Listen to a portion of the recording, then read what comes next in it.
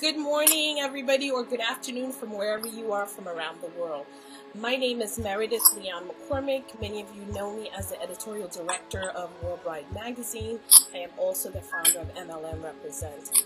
Today, I decided to have this conversation just because there's so much going on in the world and our society is being flipped up and down. I don't care what part of the world you're in, something is happening that's impacting our whole life.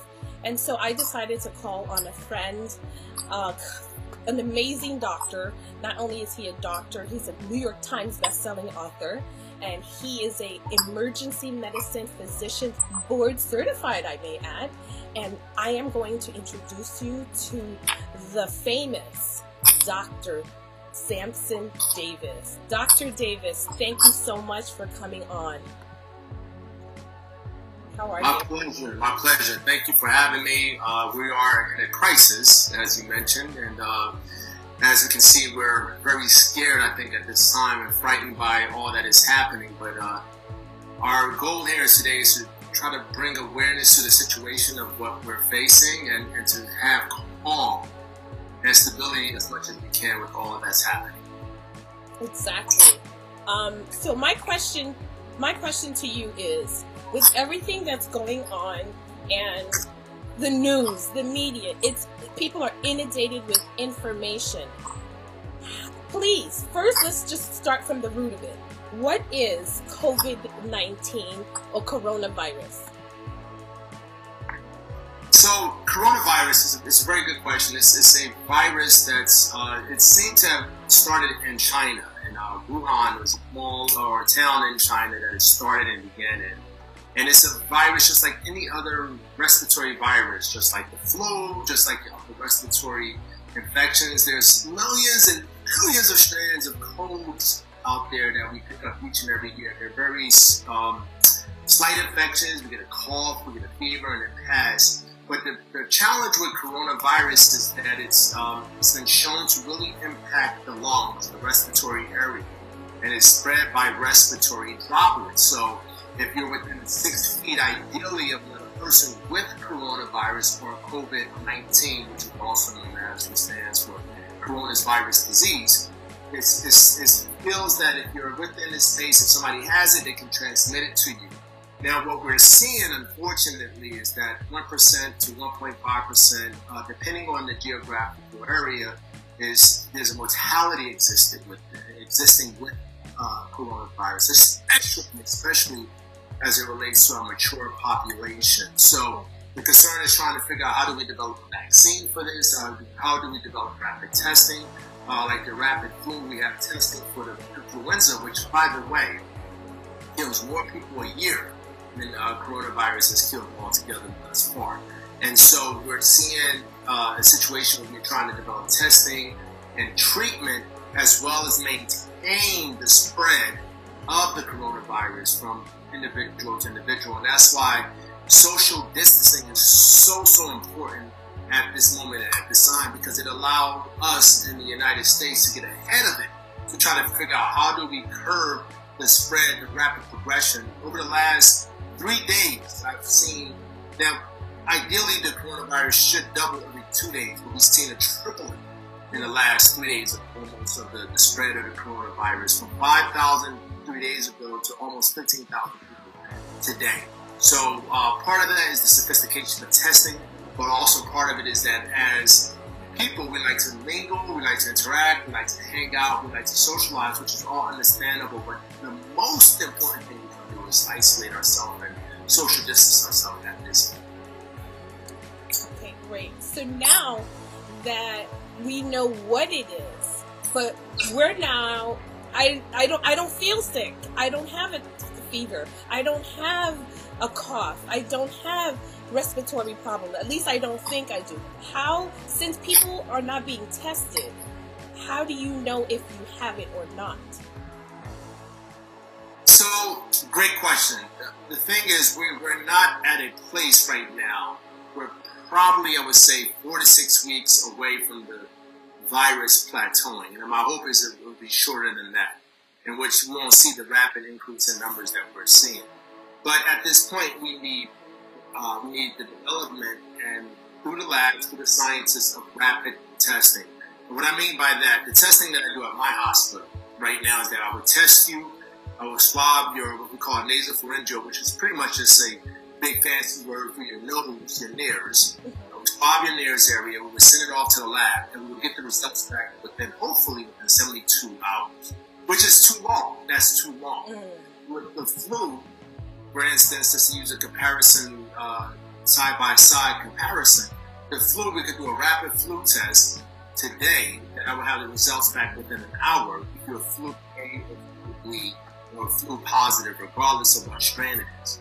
And so that's where we're trying to go with coronavirus. We have to develop rapid testing, which we will. We will get there, in which we can get an answer so that you and I, anyone who says, you know what, I want to be tested to see if I have coronavirus or not. And we've seen already with our celebrity community that some people are testing positive with no symptoms whatsoever, which is good for the individual, such as anyone, yourself, myself. If I'm testing positive without any symptoms, thank goodness I'm going to survive this. But the problem is that we then can spread it to other people unbeknownst to us because we just don't know. So then, because we don't know and we're not being tested, and it's not, oh, we're just not going to test you. It's you don't have the capabilities yet to do it. What happens to finally when you are at the critical stage and now I have to go to the emergency room? Not only now am I infected, but what protection do you have as the first respondent, from dealing with this whole issue? Very, very good question. So as a first responder, what I do is I use what they call PPE, which stands for Professional Protective Equipment. So I use a N95 mask, gloves, a plastic gown, and even that is a minimal barrier compared to our constituents. If you look at other countries, they have their own headgear. So we're a bit behind the eight ball in the sense of, especially considering the advanced technology that we have. We should have all these fancy equipment readily available to us, and we're not quite there yet. But the good news is that even although we don't have necessarily all that fancy equipment, we're still protected. Within my emergency department, we have what we call safe zones, in which a patient that presents with cough, fever, shortness of breath, they cannot cross a certain area in the emergency department. They have to stay in the isolated area that's away from the main department, and the hopes is that we don't contaminate not only ourselves, but other patients, which we're still treating. Breaks of legs or fractured bone, rather, congestive heart failure, strokes, diabetes, pregnancy, renal failure. We're still treating all these other patients still as this is unfolding and happening in our department. So our goal is to try to identify these patients initially at triage and to isolate them. And the whole thought is to see them, test them, and discharge them within 5 minutes. That's the goal. Wow. So now you have your equipment, you're protected, you finish your day. How do you deal with going home to your family? Because you're a family man. Yes. You have children and all this other stuff, and you're dealing with the children and your family life. How do you protect yourself in all of this? So quite honestly, it's a bit concerning for me. It is. I've been social distancing myself from my family. Wow. Thankfully, I have this space within my home to do that. Since the young boys are out of school now, they've been staying away as much as they can at their grandparents' home, and I've been interacting with them with a face mask. Wow. A bit crazy, I know it's scary, but I've taken all precautions necessary. As soon as I get home, I strip myself of my scrubs. I put my scrubs in the washer. I take a shower. I take my sneakers. I leave them outside of the home. I wash my hands frequently, and I monitor myself twice a day for fever. take my temperature twice a day to make sure I don't have a fever. What? Yes. Wow. This is the standard practice of what I'm doing, because although so far the good news is that children are resilient, they are recovering, they're not being impacted as much as our mature population, but I'm taking all steps necessary because I don't want them to be impacted or affected. And fingers crossed, so far we've been successful. Perfect. So my other question is, what is a pandemic and what is an epidemic, and where are we in this stage of all of this crisis? Right. So pan is worldwide. It's the whole pan that we're dealing with. Pandemic is every country, every continent is impacted by the circumstance. An epidemic is a societal location, geographical destination that's impacted by the situation. The United States can have a pandemic with the flu per se, although the flu is a pandemic, but the United States can have an epidemic with a certain situation, and that just involves this country and other place. So whether we look at situations like poverty or homelessness can be an epidemic in the United States where it doesn't impact other countries per se. But a pandemic, which is where we are with the virus, is impacting every country, every continent there is. And we are in a pandemic, and the numbers will continue to grow. Some good news, you look at China and Wuhan, China, or you look at China itself, they have plateaus. They are reporting minimal new cases daily, which means they have done an amazing job at social distancing themselves and isolating each other from one another, not traveling, not taking the subway, not going to the movie theaters, restaurants. They did a great job. And they started that in a very early process. We are behind in that situation because we are Americans, you know. After all, we like to socialize, we like to go out. We don't want to be told what to do. Right, which can be very dangerous. Which can be very dangerous. And in this case, given the circumstance of where we are, we need to have that distance. And if we practice that religiously right now in the beginning of all, well, not in the beginning, in the midst of all this, we're going to put ourselves in a place where down the road we're going to be so ahead of this situation. And it is my hope and my belief, by the way, that we will find treatment for this, and that this will be a moment in time that we will talk about 4, 5, 10 years from now about where we are and what we overcame. But in the meanwhile, we have to take these steps, because if we do not practice this social distancing, we're looking at millions and millions of deaths. And unnecessarily. Yeah. So how do we handle, because everybody has access to that little machine in their hand, that cell phone thing. How do you suggest we manage social media and the news intake that we are receiving, that we have so much access to? Yeah. So I would warn you not to, you have to filter all the social media and what's being presented on social media as far as factual information. There are a few resources out there that are valuable and that are trustworthy. Okay, so CDC, your favorite news station, whether it's CNN or Fox or whatever you listen to, your perspective. But as far as listening to just your friend or somebody that's in the media that has no factual base information, it becomes propaganda, because there's a lot of false information being spread. Just like any crisis that we exist in, people are opportunists and they're going to take advantage of the moment. So any home remedy, garlic salt, vinaigrette, like all that stuff is propaganda. It gains a momentum in itself. It becomes viral in itself, and people start to believe it, because we as people, understandably so, want to find a solution, an answer. And so we will lay our morals and our laurels on situations that we feel can give us justification to get past the moment. But the truth of the matter is that there's no cure. The scientists are working very assertively and aggressively to attempt to find treatment, vaccinations, and to prevent the spread of this ailment. The thing that we can do as people day to day is do our best to distance ourselves from each other until we get past this moment. I promise you this too shall pass. Wonderful. Thank you for that. I also wanted to ask you about, you mentioned social distancing and large gathering. We are a wedding magazine, so we are recommending that our couples postpone your wedding.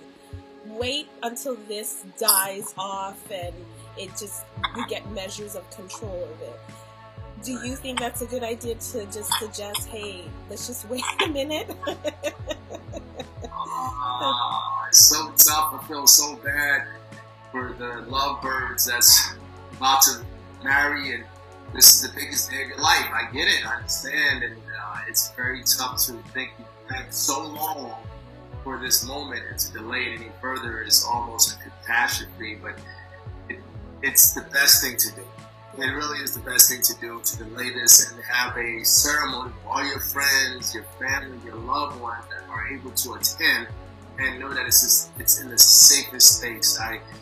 I'm with you. I want it right now. 2 years of planning, and we're about to jump this room, and we're about to say I do to each other, and so I understand how precious this particular moment is for you. But I can tell you with all sincerity, to delay this and postpone it, and have all the people that you love and cherish there to experience the moment with you, if you do what be worthwhile, with the thought in mind that you know you're doing the best, safe scenario as possible. Thank you so much for that. One last question. Idris Elba made a video first announcing he had it, then he had to come back and make another video, and it's on Essence Magazine, about Black people thinking they were not going to get it, and he really had to plead with us about that. Can you, as a physician, emergency doctor physician, board certified, tell us how unfactual that is that Black people will get it? I can't express enough without all my being. It does not, coronavirus does not discriminate. Hands down. I've diagnosed 5 people with coronavirus of color. Okay?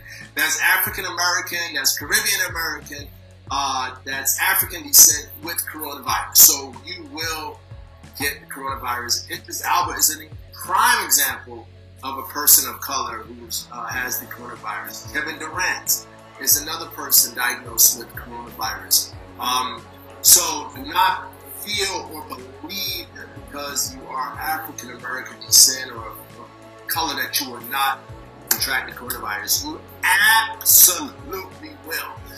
So you want to take the same measures and the same social distances as everyone else. You know, this is a moment in time where this virus is impacting everyone: children, adults, mature, elderly, female, male, every race, every gender, every social class, you name it, impacted by this virus. So do not for once think because you're African American. I saw a meme on Instagram, somebody was dancing and celebrating. Right. They thought they could not contract the coronavirus because they're African American. That is a misnomer, that is misleading, and it's a lie. You will get it if you're around a person who has it. So please, by all stretches of the imagination or possibility means that you have, distance yourself from one another. And that includes limiting social gatherings, visits at home, play dates, grocery stores. Make sure you sanitize every place you go as much as you can. Wash your hands frequently. Whatever you have to do to make sure you stay safe, you and your family.